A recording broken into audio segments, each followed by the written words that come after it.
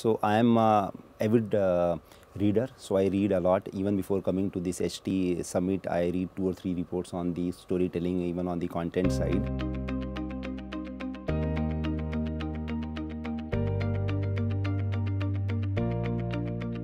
So the mobile handset market, as we know, is a very cluttered market across various price points. What are the top 3 things that Panasonic is doing today to set itself apart in such a cluttered market space? Yeah, you are absolutely right that mobile market is super cluttered. One major factor is that India is the second biggest mobile phone market after the China.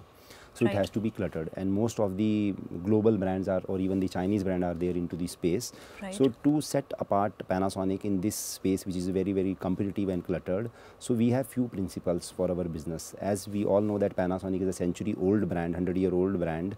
So one thing which is the reliability of our products. So we connect with our customers primarily on the service front. So we set apart that our consumer experience as far as service of the product is concerned is really good. Second thing which is very important, that we keep on enhancing our products on the technology front. Panasonic being a Japanese and the premium brand into the Indian market, so we are into a space between 5K price starting from 5K to Right. 30K also. Right. Now our major shift of focus will be between 15K to 30K. If we deeply study this market between 15K price point to 30K price point, there are not more than 4 or 5 brands which are primarily active. Though it is cluttered, but in this price bracket it is not cluttered. So we are very focused as a brand which area we have to focus going forward in this challenging or tough market. While brand building is an expensive affair, what role do you think branded content plays when it comes to brand building today? We as a brand emphasis, because we are positioning to the consumer, which is on the online space, it has to be consistent, our values has to be consistent.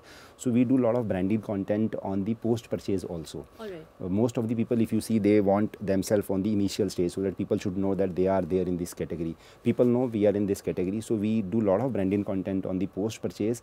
And second thing where we actually focus is on the actual consideration side, because when a narrow down of brands happens in a certain price bracket, then we have to really communicate by various methods that why customers should buy and what is there in Panasonic which they should be having Panasonic products.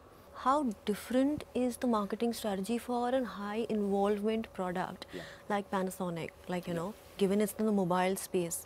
So how different is it today? Yeah, here marketing has to be very consistent, because you can't be a tactical in nature. It has to be a long-term marketing approach.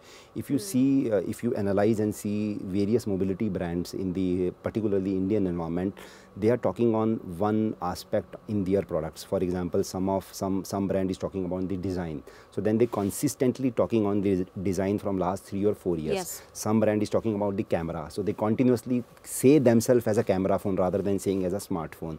So this is how marketing has to be on one such thing, so that customer relate yourself with that. So who is Pankaj Rana when he's not heading marketing for Panasonic? So I am a avid reader, so I read a lot. Even before coming to this HT summit, I read 2 or 3 reports on the storytelling, even on the content side.